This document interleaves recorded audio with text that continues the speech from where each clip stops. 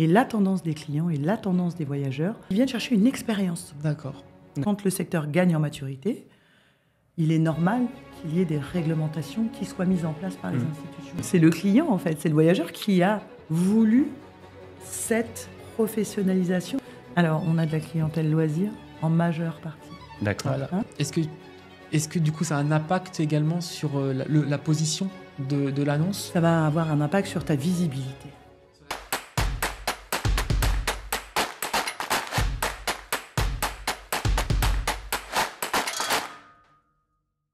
Bonjour à tous et bienvenue dans le Triplex, le podcast qui va booster ta location courte durée, mais pas que. Aujourd'hui, je suis accompagné de Samy pour un épisode vraiment exceptionnel puisqu'on reçoit la directrice générale France de Booking.com, Vanessa Edorf. Bonjour Vanessa. Bonjour, merci beaucoup de me recevoir. C'est un vrai plaisir. Salut Samy. Ouais, c'est clair. Et juste pour te dire, on se tutoie, on a toujours dit dans notre triplex que si on arrivait à avoir la directrice générale de Booking, c'est un accomplissement pour le podcast. Et voilà, c'est bon, on y arrive. Je suis ravie d'être là aujourd'hui en tout cas. Merci. On s'est rencontrés l'année dernière sur le salon de la location saisonnière, donc sur Paris. C'est grâce à nos auditeurs aujourd'hui que tu es là, que tu as répondu favorablement à notre invitation. Et vraiment merci. Et puis on voulait en profiter pendant cette petite introduction pour remercier nos auditeurs parce que c'est grâce à eux, grâce à leur abonnement, grâce notamment aux commentaires et aux avis qu'ils laissent sur les plateformes qu'on peut justement avoir des épisodes comme celui-ci aujourd'hui. Voilà, de qualité. Donc merci à tous, pensez bien donc du coup à vous abonner, vous avez toutes les infos sur le-triplex.com. Abonnez-vous à la newsletter. C'est ça. Bon, je te propose qu'on passe directement à notre épisode. Pour que nos auditeurs comprennent bien qui tu es, Vanessa, est-ce que tu peux en quelques mots te présenter et toi et ton parcours, nous dire ce que tu fais et ce qu'est Booking.com pour ceux qui ne le savent pas. D'accord, avec plaisir. Donc moi j'ai 49 ans. J'ai 2 enfants. Et j'ai une passion pour l'équitation et la psychologie. Voilà, personnellement, un petit peu qui je suis. On va être analysé. Et au sujet de mon parcours, je travaille depuis plus de 20 ans dans le service.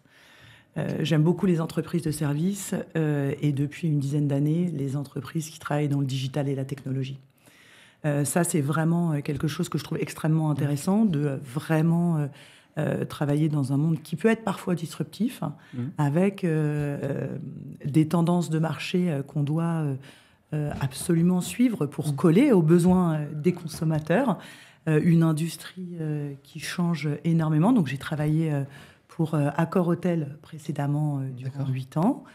J'ai travaillé 4 ans chez Booking.com. J'ai fait un saut de puce dans une autre entreprise. Et puis, j'ai eu le plaisir de travailler à nouveau pour Booking.com parce que c'est vrai qu'une entreprise qui a la technologie ancrée dans son ADN et qui est vraiment au service des clients et qui suit les tendances de marché, pour moi, je trouve ça extrêmement intéressant au quotidien à suivre. C'est ce qu'on avait pu ressentir quand on avait participé à l'événement que vous aviez organisé, c'était en avril, l'événement Discover où vous nous aviez conviés. D'ailleurs, vous pouvez retrouver sur la chaîne un épisode qui est dédié. C'était vraiment l'idée d'accompagner de A à Z le voyageur. C'est bien ça, c'est pas juste lui fournir un hébergement, pas mettre juste en relation, c'est vraiment d'accompagner le client jusqu'au bout. Ouais. Alors, il y a 2 choses dans ce que tu dis. La première, c'est en effet l'événement qu'on a fait Discover. Je pense que là, c'est important de souligner que ce type d'événement est travaillé par les équipes Booking pour être en relation avec nos partenaires d'hébergement, qui sont extrêmement importants. L'importance de la relation qu'on a avec les hébergeurs, c'est pour nous quelque chose d'essentiel. Donc c'est pourquoi on a des équipes à Paris, mais aussi on a des équipes à Lyon, à Nice, à Strasbourg. C'est pour être proche des partenaires. Et ça, c'est la première chose très importante.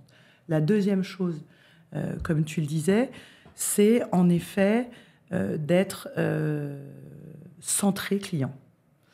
Donc l'expérience du client est vraiment le cœur de notre stratégie. C'est-à-dire permettre à chaque à chacun et à chacune d'explorer le monde. Ça, c'est vraiment une stratégie. Et donc, on va innover et on va travailler à l'accompagnement du voyageur de A à Z. Si je peux me permettre, du coup, je rebondis de A à Z. Si, par exemple, tu veux te rendre en Italie, on veut pouvoir te permettre de réserver ton voyage de A à Z. C'est-à-dire à partir du moment où tu vas fermer la porte de chez toi, que tu vas commander un taxi pour aller à l'aéroport, que tu vas réserver un billet d'avion, que tu vas reprendre un taxi, que tu vas réserver une maison ou un appartement sur place, et puis derrière, profiter d'une expérience. Donc ça s'appelle le Connected Trip. D'accord. Ça, c'est une des grandes stratégies de Booking.com. Et ce qui, justement, revient à ce que tu disais, vraiment, on est centré sur le client et l'expérience de ce voyageur au sein de notre plateforme. Et ça me permet d'enchaîner sur une question. Vous étiez centré initialement sur le voyageur via les hôtels. Comment, en fait, pourquoi Booking.com a élargi justement son offre à la location courte durée, qui était un segment qui est assez nouveau, en fait, finalement, dans l'offre d'hébergement? Alors, il n'est pas si nouveau que ça chez Booking.com. Peut-être on en parlait un peu moins avant, mais il n'est pas si nouveau que ça. Ça fait déjà de très nombreuses années que nous avons le plaisir d'avoir des partenaires d'hébergement alternatif, de location courte durée. Tout simplement parce que c'est la tendance des voyageurs. Et comme je vous l'ai dit, on est centré client. Et la tendance des clients et la tendance des voyageurs, c'est aussi de pouvoir séjourner dans un hébergement alternatif, dans un appartement, dans une villa ou autre.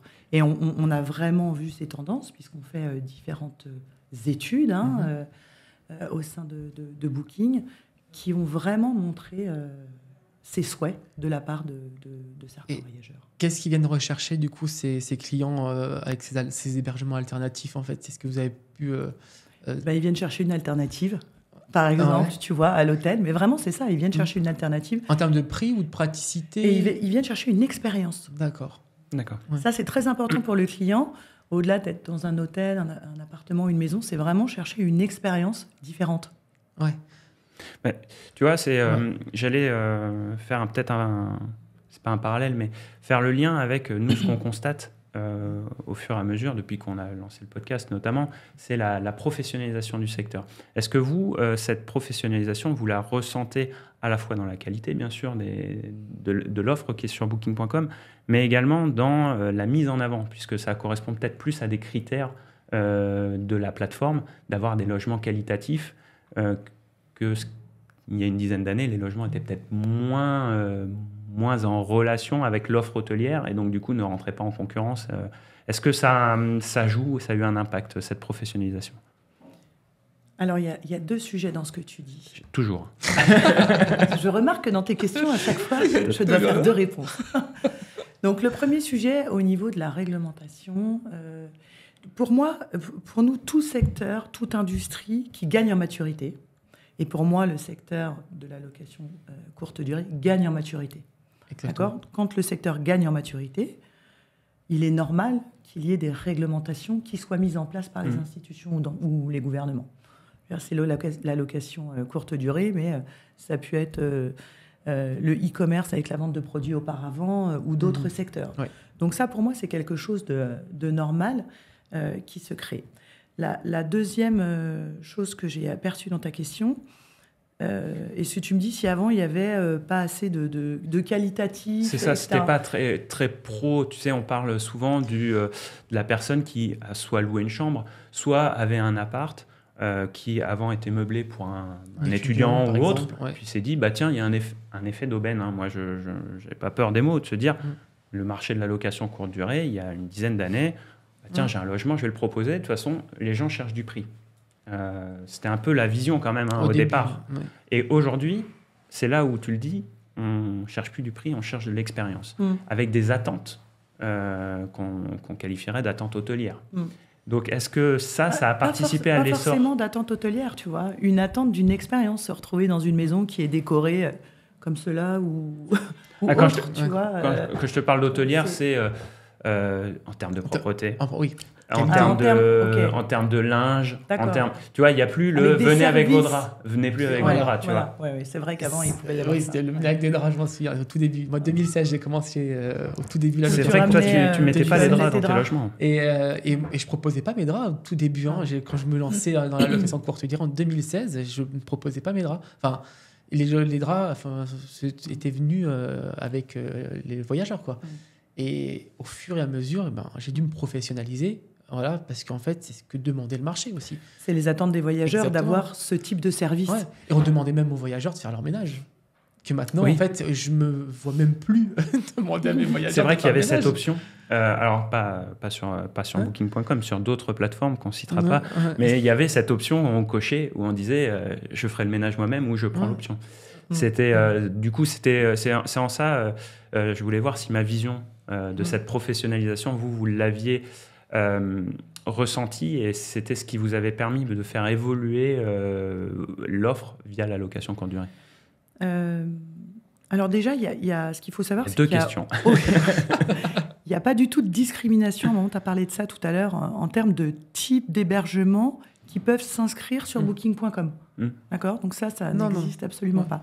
Après, oui, on a vu l'évolution du segment des hébergements alternatifs. Oui, se professionnaliser. Mais ça, c'est grâce aux voyageurs. C'est le client, en fait. C'est le voyageur qui a voulu cette professionnalisation aussi. Ouais. Et comme tu disais, avoir un peu les mêmes types de services qu'ils peuvent trouver dans des hôtels où, comme tu disais aussi, je ne vais plus ramener mes draps, j'aurai mes draps et je ne ferai pas mon ménage non plus. D'accord ? C'est pas nous qui avons décidé de ça et de se dire, du coup, on va croître là-dedans et on va faire gagner en maturité le marché. On n'a pas cette arrogance et on ne le fait vraiment pas. C'est vraiment nous, on suit vraiment les besoins du client. Donc, je pense que c'est les voyageurs qui ont amené cette maturité. D'accord. Ouais. Top. Et puis, les hébergements, pour correspondre aux besoins de ces voyageurs-là, sont montés en... c'est exactement ce que tu dis, toi, par rapport à l'offre que tu proposes. C'est ça, quand tu parlais d'expérience tout à l'heure, ça m'a fait aussi penser à mon parcours et où mes appartements étaient très simples avant. Je les ai fait monter en gamme, bien sûr, et également, j'ai voulu intégrer une expérience à l'intérieur. Donc, moi, j'ai des appartements à thème, par exemple. Ah oui. Et voilà, et ça plaît énormément. Et les gens qui réservent, en fait, viennent, ils me le disent, on vient vivre une expérience. Même si c'est des petits appartements, ils viennent quand même vivre une expérience, du coup. Et ça c'est top, quoi. Ouais. Vanessa, je te propose que pour la suite de l'épisode, nous, on a prévu plein de questions pour toi, qu'on découpe en 3 parties, parce qu'on voudrait profiter de ta vision, qui est très globale. Marché, ouais.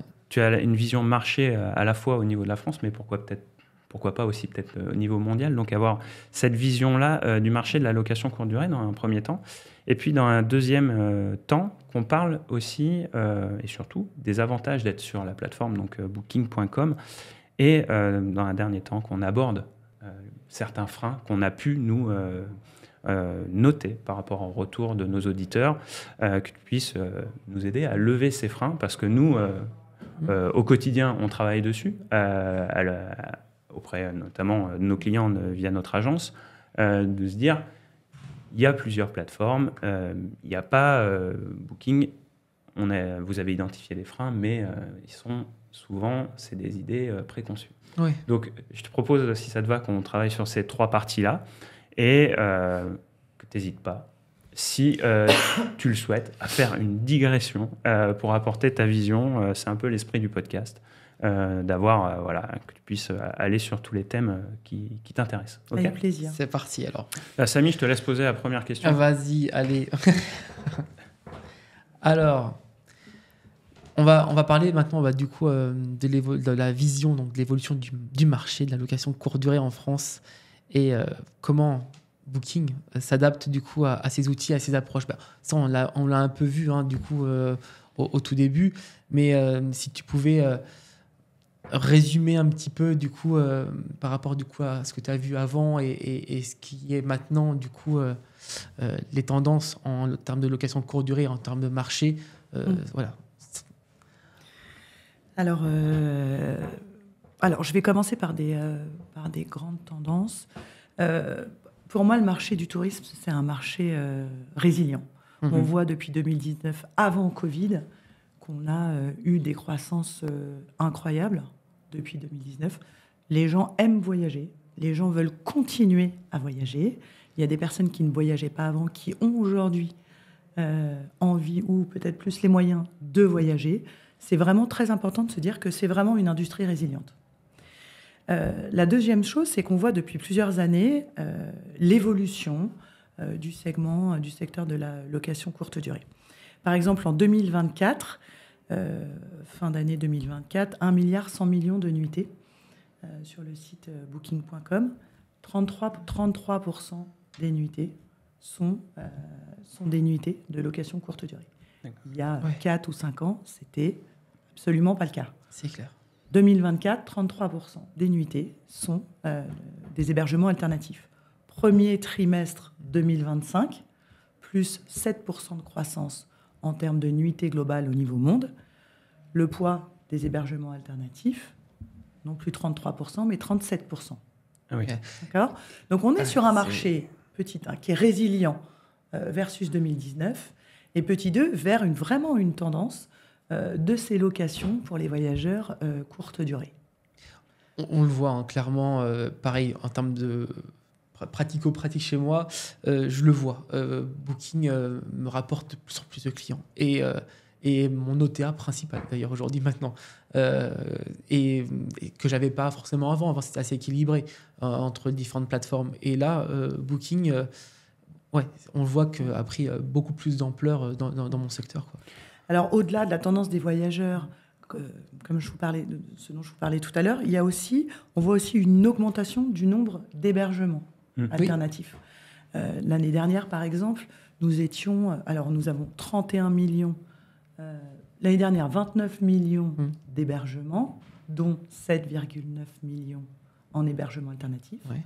Là, on est sur 31 millions, dont 8,1 millions d'hébergements alternatifs.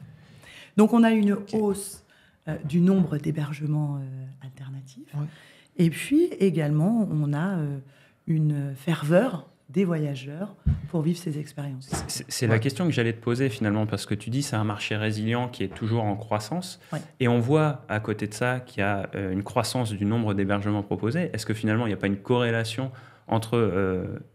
c'est pas les voyageurs qui vont tirer le nombre d'hébergements vers le haut, mais l'augmentation de l'offre qui va faire qu'il y a une nouvelle possibilité pour les voyageurs qui n'existaient pas avant, et ces voyageurs se disent j'ai de nouvelles opportunités d'hébergement, et donc du coup je vais pouvoir en profiter parce que ça, comme tu le disais, ça correspond à une expérience que je n'aurais pas pu avoir avec de l'hébergement touristique classique.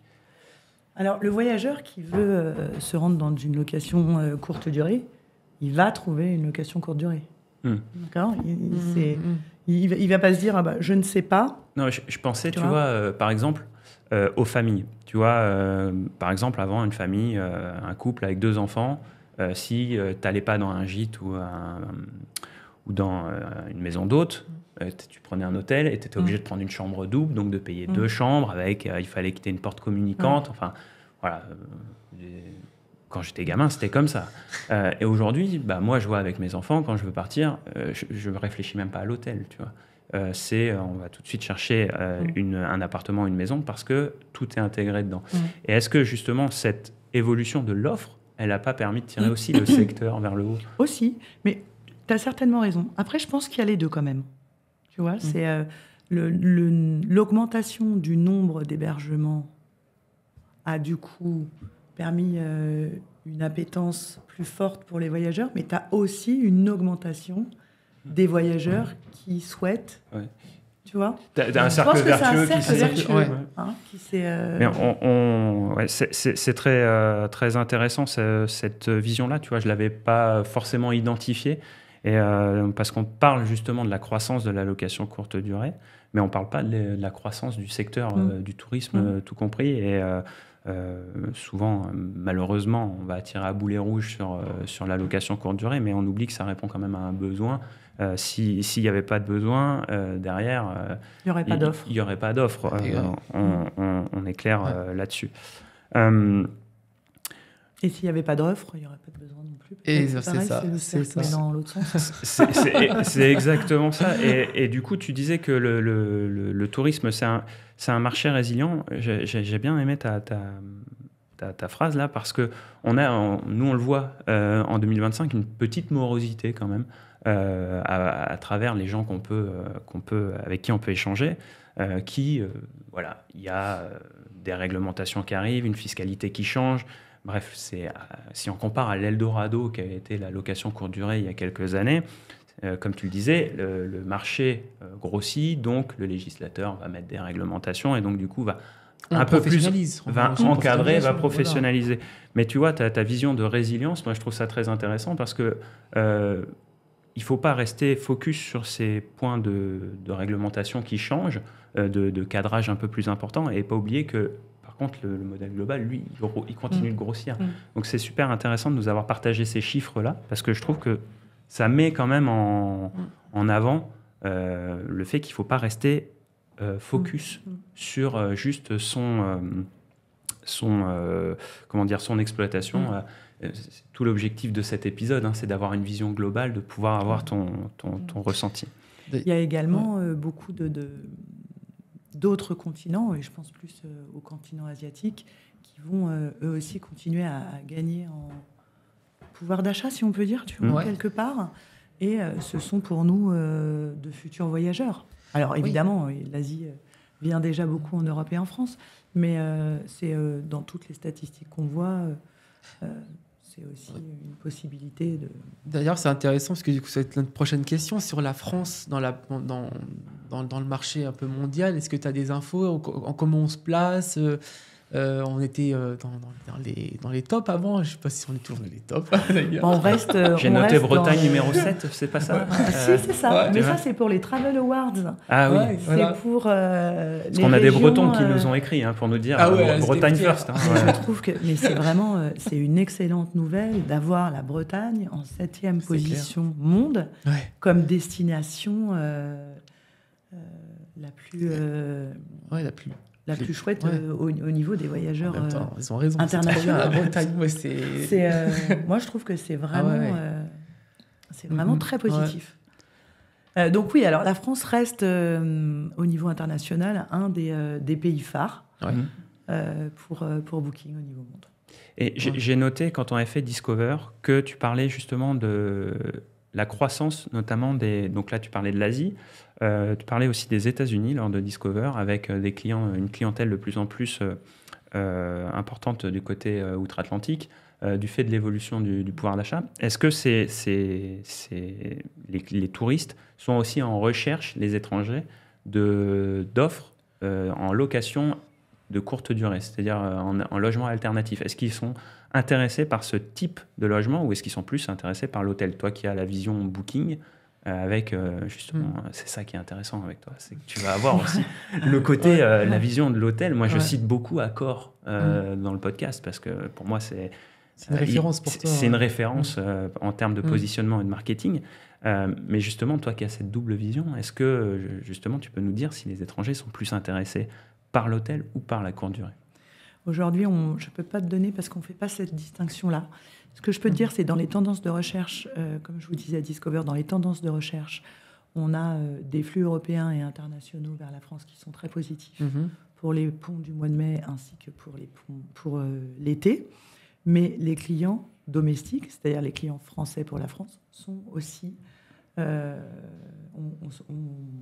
des flux aussi croissants en termes de tendance de recherche. Donc on a vraiment les deux. On a une croissance qui va venir des Français vers la France et une croissance qui va venir des flux internationaux vers la France.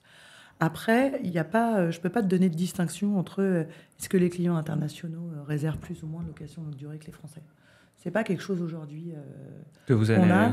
Voilà, ce que tu peux voir et ce dont je t'ai parlé tout à l'heure, c'est que le poids aujourd'hui de la location courte durée augmente. 37%. Par rapport à l'année dernière et par rapport aux années d'avant. Mais il n'y a pas cette distinction aujourd'hui.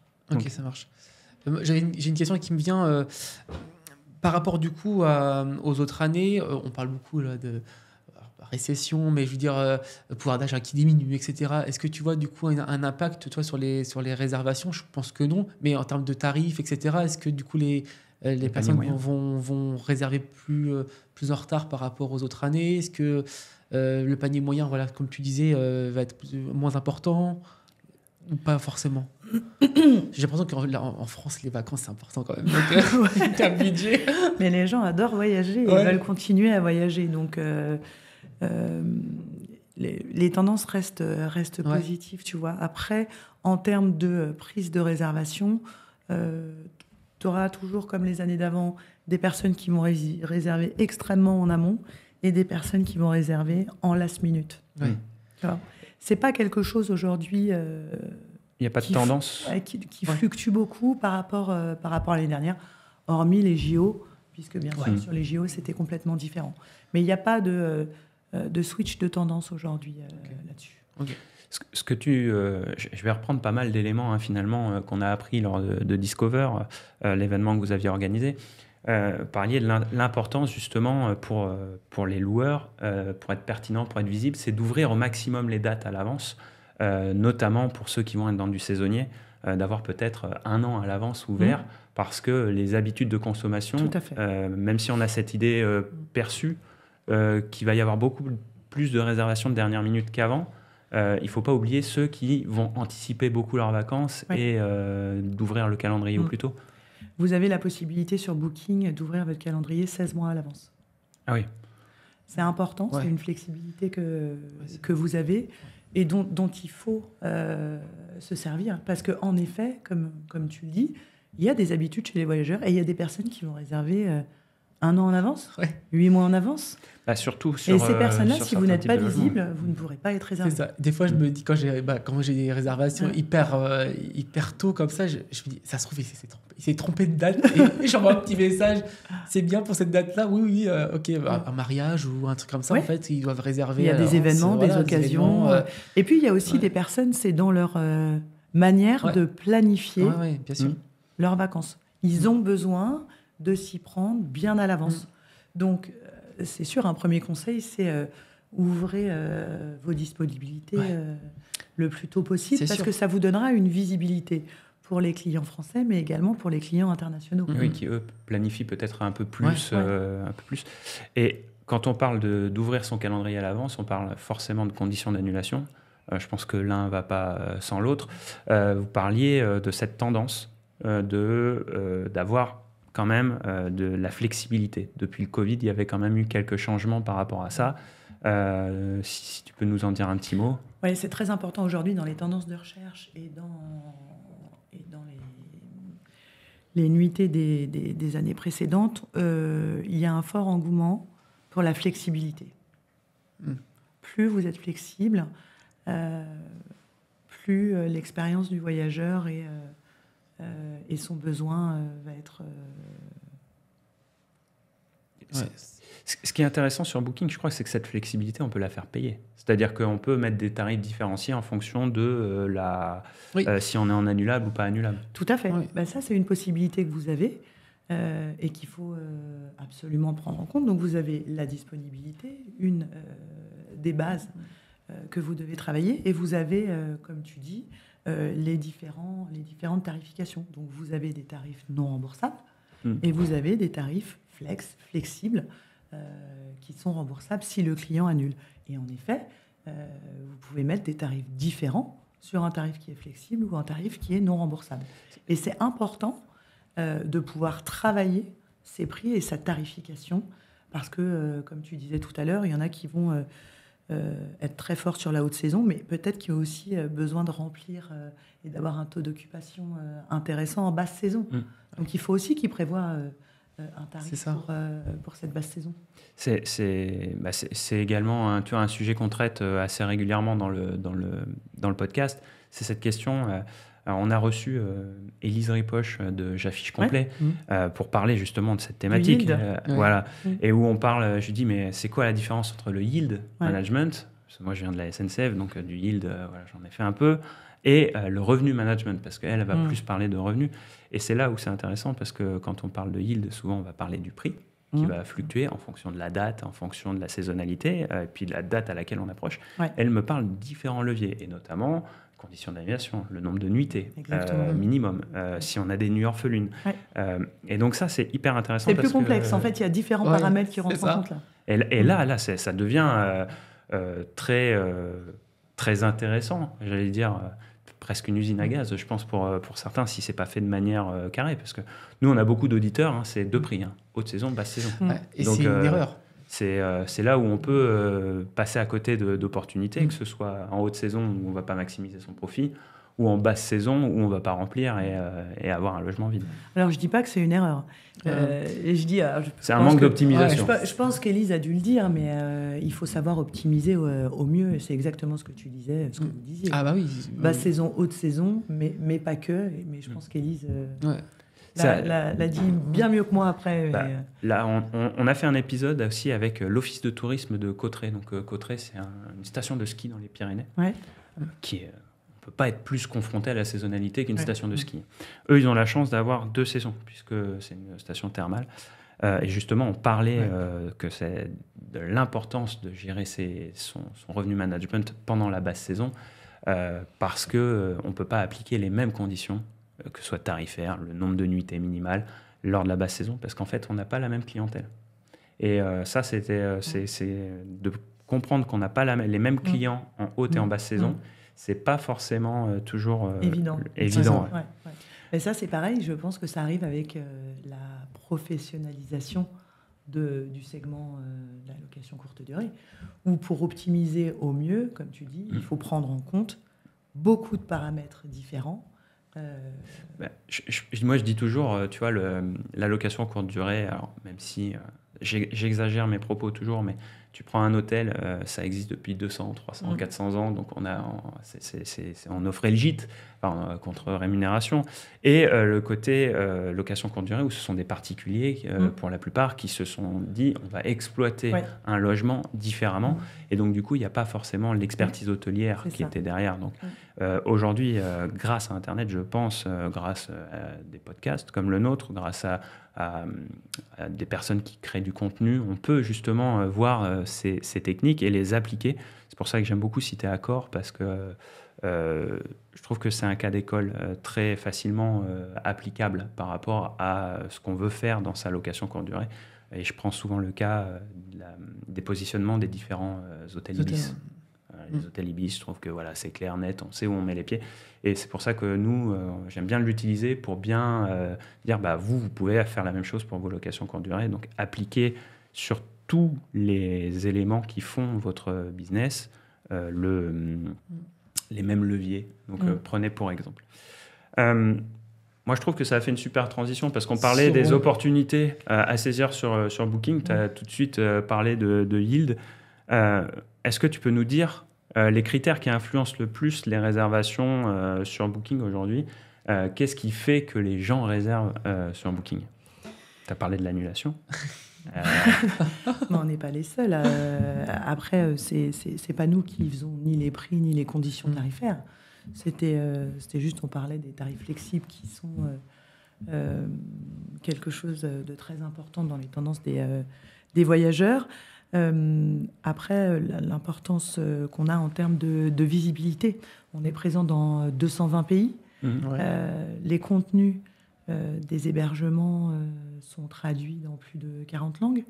C'est automatique? Alors, c'est plus ou moins automatique, oui. On a des algorithmes et des traductions automatiques. Et puis, on a également des équipes, lorsque c'est un petit peu plus compliqué, qui vont le faire par eux-mêmes, traduire correctement le contenu. Donc ça, c'est quelque chose d'important. C'est-à-dire qu'une location courte durée située dans une petite ville en France va avoir une visibilité internationale. Oui, c'est exactement ça. C'est quand même extrêmement important pour les locations courte durée. Le fait que, du coup, son contenu soit dans plusieurs langues. Et puis, on a un service client 7 jours sur 7, 24 heures sur 24, qui peuvent répondre aux voyageurs, quelle que soit l'heure. Donc ça, c'est, je pense, des avantages que nous proposons. Et puis également, nous proposons Il y a beaucoup de tutos. Alors peut-être que j'avance un peu trop dans ma réponse, mais sur l'extranet, sur le site Booking que peut avoir le partenaire, on propose beaucoup de tutos et beaucoup de choses différentes pour permettre à l'hébergement d'être encore plus visible et de pouvoir attirer le maximum de clients. Ouais, on verra tout à l'heure, mais voilà. Pardon, et surtout il y a aussi quelque chose qui est important, je trouve, c'est que en termes de communication, de marketing et de SEA, enfin voilà, Booking investit dans la valorisation de nos appartements, de nos logements également sur le web. Hein. On va avoir si on recherche sur Paris un hébergement, une location courte durée, en fait, Booking va mettre en avant des appartements du coup directement sur des pubs, même en pôle recherche sur Google, etc. Et ça, c'est du coup aussi un avantage pour le. Depuis que je prépare l'épisode, moi sur YouTube, j'ai plus que vous. Voilà. Tina fait, je suis au courant que Tina. Alors après, c'est important en effet, comme tu disais, le marketing. Alors. On a différents canaux concernant le marketing. On a ceux que tu as cités, mais on a aussi des réseaux sociaux sur lesquels on promeut la marque. Voilà. Je pense qu'un mix large est important pour pouvoir parler à nos différents voyageurs. Quand on parle de Booking, nous, dans les opportunités qu'on met en avant, on a deux cibles qu'on met en avant, nous, par rapport à Booking. On parlera des familles dans un deuxième temps. Dans un premier temps, je voulais te parler des pros. Parce que nous, on dit sur Booking, c'est l'occasion de présenter un logement, un appartement, à un professionnel en déplacement qui aurait pour habitude d'aller chercher d'habitude un hôtel.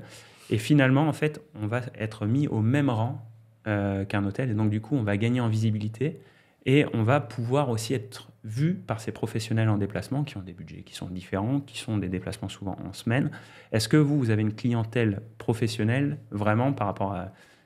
Comme ça, tu me confirmes ou tu casses mon idée reçue par rapport à Booking.com. Souvent, on me casse mes idées reçues. C'est comme ça que j'avance. Mais de se dire, en fait, il y a pas mal de professionnels qui viennent sur la plateforme pour justement leur déplacement. Et est-ce que ce n'est pas une opportunité justement pour ceux qui font de la LCD, justement en semaine, d'être visible auprès d'une clientèle qui réserve du lundi au jeudi, quoi. Alors, on a de la clientèle loisir en majeure partie. D'accord. Voilà. C'est une clientèle loisir. On a aussi de la clientèle affaires. Donc, la clientèle loisir est en croissance sur 2024, ainsi que la clientèle affaires. Mais la proportion la plus importante, c'est la clientèle loisir. Mais on a de la clientèle affaires. Et c'est également en croissance. D'où aussi l'idée pour Booking d'accentuer plus sur le côté famille, hein, c'est ça? J'avance pas trop. Hein, Maxime, non, c'est bon, je suis le maître du temps. Sur les questions, parce que je sais pas. Donc, d'aller du coup vraiment sur une expérience familiale, etc., hein, comme on a pu voir dans le Discover.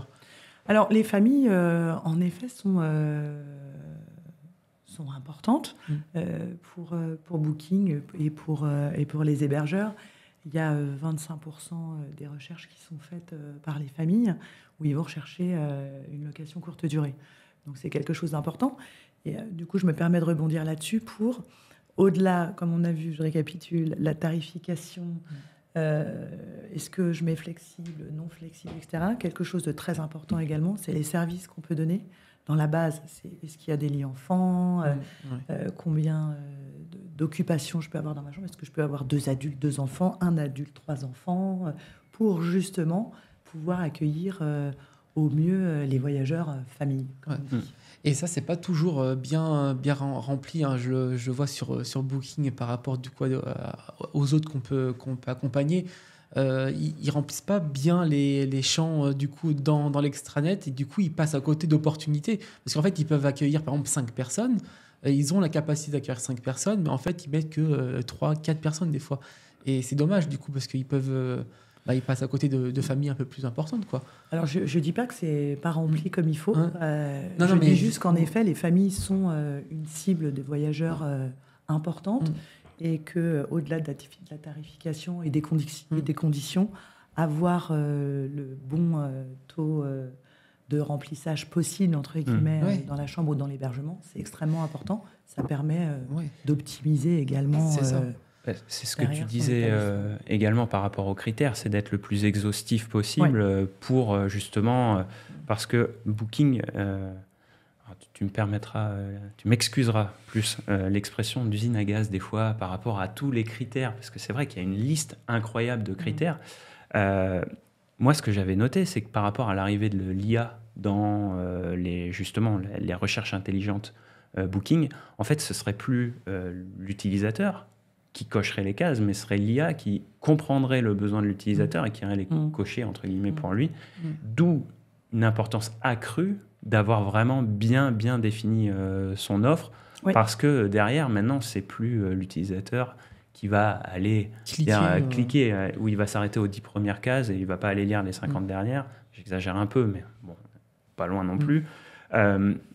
Et de se dire, là, c'est l'IA qui va le faire. Et donc, du coup, on pourrait passer à côté d'opportunités, comme tu le disais.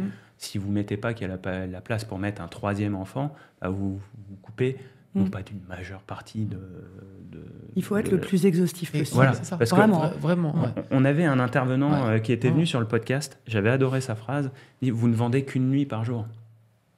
Je trouvais ça super intéressant parce que, en fait, forcément, quand on a un logement, on ne vend qu'une seule nuit par jour. Et donc, du coup, de passer à côté de quelqu'un qui potentiellement pourrait être intéressé, c'est dommage. Donc, je trouve, si c'est un conseil qu'on peut donner, c'est vraiment d'être le plus exhaustif possible. C'est du temps qu'on passe au départ, mais c'est un bon investissement, je pense. Tout à fait. La politique enfant qui va avec les familles. Et puis même maintenant, on a rajouté la possibilité de donner un prix pour un animal domestique. Oui. Vous voyez, donc ça, pareil, on travaille beaucoup en construisant ensemble, je veux dire, avec nos partenaires, les différentes fonctionnalités qu'on peut mettre en place pour aider les voyageurs et les partenaires. Les animaux domestiques, ça c'est un truc... moi qui ai un chien du coup et qui voyage assez souvent dans la France, de trouver un logement qui accepte les animaux, c'est compliqué. C'est un élément différenciant aujourd'hui. Il y a beaucoup moins d'offres qui permettent du coup d'avoir des animaux. Et donc du coup, il y a vraiment quelque chose à faire là sur cette niche-là. Cette niche, ça porte bien son nom. Exactement. Mais pour revenir à ce que tu disais concernant l'intelligence artificielle, ce dont tu parles, ça s'appelle le smart filter, le filtre intelligent. Ouais. Donc nous, on travaille beaucoup à innover pour mettre en place de nouvelles fonctionnalités. Et donc cette nouvelle fonctionnalité qui a été mise en place aux États-Unis, en Australie, à Singapour et maintenant qui est ouverte en France, va permettre aux voyageurs, c'est comme tu disais, il va permettre en fait de redéfinir comment il va rechercher son logement. Donc il va dire avec ses propres mots, je souhaiterais partir en Espagne, au bord de la mer, avec ma femme et mes 3 enfants, avec ses propres mots. Et l'intelligence artificielle va aller piocher dans le contenu de la page de l'hébergement, dans les commentaires clients et dans les photos, pour pouvoir lui pousser les meilleures options qui correspondent à son besoin. Donc on va lui pousser ces options sur l'Espagne avec sa femme et 3 enfants au bord de la mer.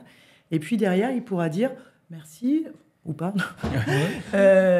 J'aimerais une zone peu touristique au bord de la mer, peu touristique. Ouais. Et donc l'intelligence artificielle va nous aider à lui pousser les meilleures options qui correspondent à sa demande. Donc ça ne va plus être des filtres fixes, si tu veux. D'accord. Ah, oui. Donc au départ, tu auras des filtres avec les dates de séjour. Je souhaiterais partir du 24 au 29 mai. Voilà. Et après, tu as le filtre intelligent où il peut nous demander avec ses propres mots ce qu'il souhaite. Est-ce que l'IA, du coup, va comprendre? Par exemple, on dit, j'aimerais partir avec mes enfants 5 et 1 an. Donc, est-ce qu'il va dire 1 an, donc du coup, lit par appli, l'IBB, donc du coup, il va me pousser les appartements avec des lits bébés. Est-ce que... Normalement, c'est possible. Donc, du coup, bien remplir les critères. Quoi. Là, on l'a développé dans différents pays. Bien sûr, nous allons continuer à enrichir. Oui, bien sûr. tu vois, cette offre et puis le contenu de cette offre. Mais tu vois, s'il y a des clients auparavant qui sont venus avec des bébés et qui ont mis dans leurs commentaires « Super, il y avait un lit bébé, c'était génial », et que ça revient à plusieurs reprises pour des familles qui ont eu un enfant de 1 an ou 1 an et demi, ça va remonter par l'IA. Ok. Ouais, moi, j'aime beaucoup la Donc, vision même que... si Pardon. Même si c'est pas dans le contenu, ça va aller chercher dans les commentaires. Ouais. Et bien sûr, il vaut mieux l'avoir dans le contenu. Oui, bien sûr. Et juste pour finir par rapport à ça, est-ce que ça veut dire que du coup, ça va être mis en place? Est-ce que tu as une idée de quand ça va être mis en place ou pas? Alors pour la France aujourd'hui, c'est bon. développé, c'est bon. bon. Et est-ce que tu as vu du coup un changement en termes de positionnement des annonces ou pas forcément? Alors là, on en est... c'est au tout début, donc on n'a pas encore le recul nécessaire. Ok, ça marche. On prend rendez-vous dans 1 an. On prend rendez-vous dans 1 an. Alors, je disais, j'aimais beaucoup votre approche de l'IA parce que forcément, on est tous... confrontés à cette thématique aujourd'hui, on en entend beaucoup parler, et j'aime beaucoup votre approche dans le sens où c'est une vraie application. C'est-à-dire que c'est pas de la magie. On dit pas l'IA va résoudre tous tes problèmes. Et donc du coup, moi je pense en tant qu'utilisateur Booking, et je me dis, pas côté voyageur, côté propriétaire qui me mettent, ok, donc maintenant je comprends comment l'IA va aller chercher l'information, donc comment en fait je vais aussi parler à l'IA, comment je vais lui mettre en avant les informations pour qu'elle puisse faire remonter mes annonces. Tout à fait. C'est une question. J'avais noté que, je ne sais pas si moi qui avais bien compris ou pas, que l'IA pourrait à terme faire modifier la présentation des annonces pour que ça corresponde à la demande initiale. C'est-à-dire un peu comme un vendeur. Quand tu sais, dans ta phase de prospection, ton vendeur, il te pose plein de questions et il va te proposer uniquement les arguments en fonction des questions que tu vas poser. Il ne va pas te faire la fiche produit. Est-ce que ça, c'est un développement de l'IA qui est possible ? Ou c'est moi qui ai mal compris? Écoute, je ne sais pas, c'est une très bonne question. Peut-être tu as plus d'infos que moi sur ce sujet-là. Alors, c'est moi qui avais mal compris. Non, mais je ne sais pas. Moi, je n'ai pas d'informations, par exemple, là-dessus. Je ne peux pas te dire. Tu vois, c'était une mauvaise compréhension de ma part parce que moi, j'avais compris que finalement, tu vois, les datas, tel bloc qui aurait les informations intéressantes serait plus mis en avant pour que ça réponde directement à la problématique que l'IA aurait détectée dans la demande du client. Le voyageur aura les hébergements. Mais c'était dans la fiche de présentation. À son besoin. À son besoin qu'il a écrit avec ses mots. Là, c'est la présentation de l'offre. Ouais. Non, c'est une digression totalement fausse. Voilà. On n'en fera pas de capsule pour les réseaux sociaux. L'année prochaine, quand je reviens, peut-être j'aurai d'autres informations là-dessus. Ah oui, avec le retour, bien sûr.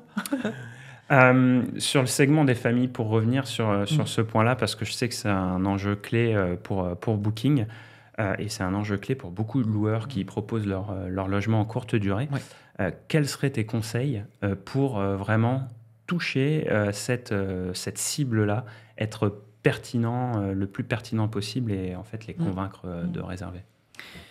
Eh bien, ça fait écho un peu à ce qu'on disait avant. Il faut vraiment bien savoir remplir le nombre maximum d'adultes et d'enfants qui sont possibles au sein du logement. Ce n'est pas toujours fait. Je pense que c'est quelque chose sur lequel chacun doit se pencher pour essayer de répondre au mieux aux besoins des familles qui ont 1, 2, 3, ou voire 4 ou 5 enfants même. Ouais. D'accord ? Donc ça, c'est quelque chose de très important à faire. La deuxième chose, c'est les photos. Sur les photos, il est important parfois de pouvoir mettre une photo des lits enfants, une photo du lit bébé. Ouais. Et tout le monde ne le fait pas, donc il est important également, pour capter l'attention de ces familles-là, de voir que dans le logement, ils vont avoir les services attendus pour leur bébé ou pour leur enfant de 6 ou 7 ans. Voilà, ça c'est aussi quelque chose la mise en d'important. Ouais. La mise en situation, tout à fait.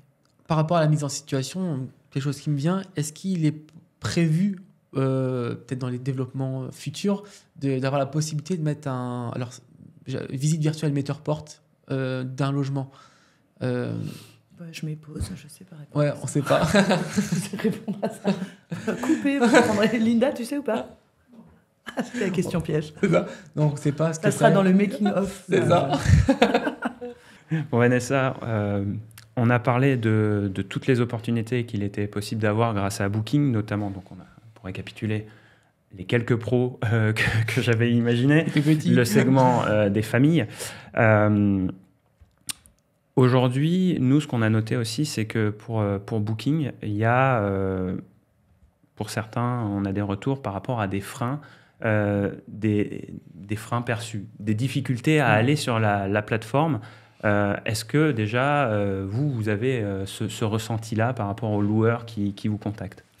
Alors, je peux comprendre les retours dont tu me parles. Ce qu'on a essayé de mettre en place, c'est de simplifier l'extranet, mais de le rendre extrêmement pertinent avec plein d'outils à l'intérieur, en fait, si tu veux. Donc, c'est peut-être pour ça qu'il peut paraître complexe, mais à l'intérieur du Partner Hub, tu as des conseils sur ta politique de disponibilité, sur la cybersécurité, même tu as des articles que tu peux lire sur différentes choses. Tu as des tutos aussi maintenant. Ouais, c'est ce que on a tu mis en disais place tout à des l'heure. tutos. Donc ça peut aider le partenaire à remplir correctement son contenu, avoir les bonnes photos, les bons produits, etc. Donc on a mis en place tout ça pour essayer d'aider au mieux. Donc oui, il est très complet. Ça peut paraître peut-être complexe, mais en fait, c'est pas complexe, c'est complet. Ouais. Voilà. Et nous, on a aussi...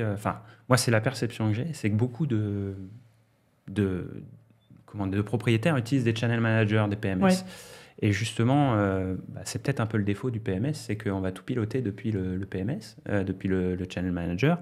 Et finalement, on ne va pas forcément aller voir sur la plateforme directement. Et si j'ai bien compris, vous avez ce que vous parlez d'incrémentalité. Quand on a fait Discover, justement, on parlait d'incrémentalité. Et c'est là où vous parlez des moyens d'aller chercher de la rentabilité en plus.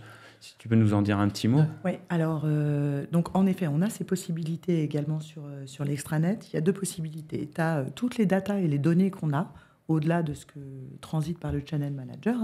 Tu as toutes les données qui transitent via Booking, avec les origines des clients qui sont venus dans ton hébergement, la durée moyenne, etc. Donc ça, c'est des datas que nous transmettons à chaque hébergement. Donc ça, je pense que c'est très important. Ouais. La deuxième chose, c'est qu'en effet, tu as la possibilité de pouvoir attirer, à certains moments, si tu le souhaites, une clientèle étrangère plus qu'une autre, si tu le souhaites, avec un produit d'incrémentalité sur, par exemple, une clientèle asiatique.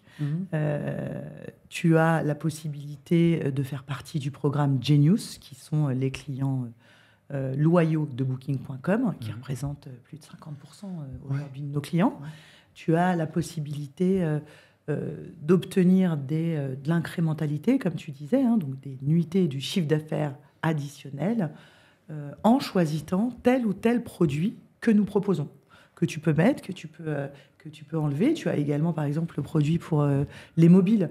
Il faut savoir qu'aujourd'hui, plus de 50% des réservations au niveau monde passent via le mobile. Oui. Ah d'accord, c'est plus de 50% au niveau monde. Okay. Donc, pourquoi pas, si à un moment tu souhaites, tu es plutôt en basse saison avec un taux d'occupation plutôt faible, pourquoi pas essayer l'incrémentalité et prendre le produit mobile. Ouais.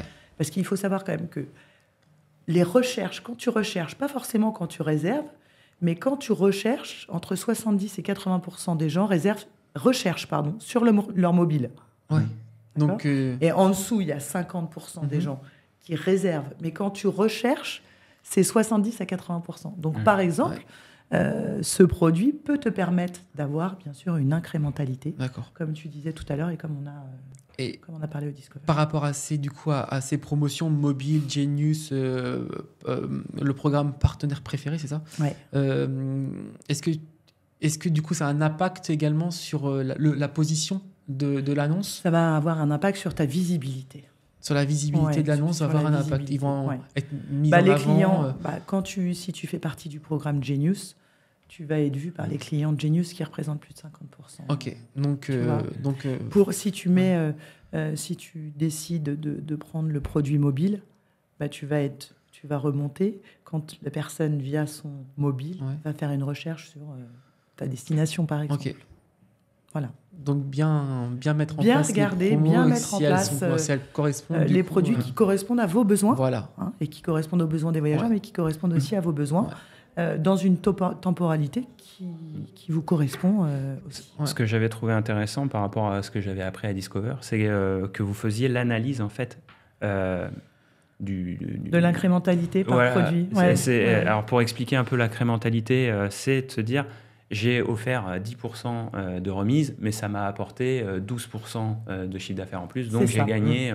Exactement. Bon, je fais du basique, hein, Non, mais c'est pour c'est dire. bien de vulgariser pour que tout le monde comprenne. C'est exactement ça. C'est je fais une remise sur un produit de 10%, mais mon chiffre d'affaires a augmenté de 15%. Donc, de facto, en valeur absolue, j'ai augmenté de X à la fin. Ouais. Ça prend en compte et la remise qui est faite par le partenaire et le chiffre d'affaires additionnel, et ça calcule l'incrémentalité que ça a rapporté. Le rendement marginal. Exactement. Et ça, c'est visible sur l'extranet du partenaire. Ouais. Hein. Voilà. Et c'est important d'avoir des stats comme ça en plus, parce que ça nous permet vraiment de développer également et de voir ce qui marche pas. Exactement. Et ça te permet de choisir derrière tel ou tel produit parce que tu as trouvé qui marchait mieux. Sur les autres plateformes, pour ton hébergement, on les a pas. On n'a pas ces données-là. Donc, parce que faire une promo, c'est... Par exemple, tu fais moins 50%, il faut que tu vendes 2 fois plus. Tu vois, c'est et encore, tu ne prends pas encore tout en compte. Mais ça, c'est... Pas, moins 50%, c'est... Non, mais je parle aussi, on travaille chez Jiffy. Non, mais parce que sinon, après, ça peut être... tu vois, non. Non, mais c'est dans l'idée. Vanessa, j'ai noté que tu avais une petite contrainte d'agenda, donc il va falloir qu'on conclue cet épisode. Avant de fermer l'épisode, je voulais te demander si tu avais un seul conseil à donner à un loueur ou une conciergerie, puisqu'on a pas mal de conciergeries qui nous écoutent, qui veut se lancer sur booking.com. Voilà. Comment tu le convaincrais avec ce conseil de passer sur la plateforme? Je dirais qu'en termes de visibilité nationale, européenne et internationale, c'est quelque chose qui est très important, qu'on peut lui donner, entre guillemets, et qui est très important pour lui. Et la deuxième chose, c'est test and try. Try and test. C'est ça. Et ensuite, je pense qu'il sera convaincu. J'espère que cet épisode aura convaincu vraiment d'aller au moins tester la plateforme. Moi, ce que je voulais dire en mot de la fin, et je pense que Samy partage ça. Il y a juste une petite question, dernière petite question. Est-ce qu'on aurait oublié des choses? Est-ce que tu aurais oublié des choses? Une question qu'on t'aurait pas posée et que tu aurais voulu aborder. Écoute, je pense que c'était très complet, votre interview. Parce que vous avez bien travaillé. C'est la première fois que tu fais un podcast, du coup, et c'est la première fois d'avoir un format aussi long, du coup, pour toi. Écoute, non, j'ai trouvé ça très intéressant. Mais c'est vrai que le format long comme ça... Au début de l'épisode, tu me disais « Oh, mais 1 heure, je vais jamais tenir 1 heure. » Et tu vois, on a tenu 1 heure. Mais en plus, mais en fait, ça passe très vite parce que c'est vrai que c'est plus comme une discussion. Exactement.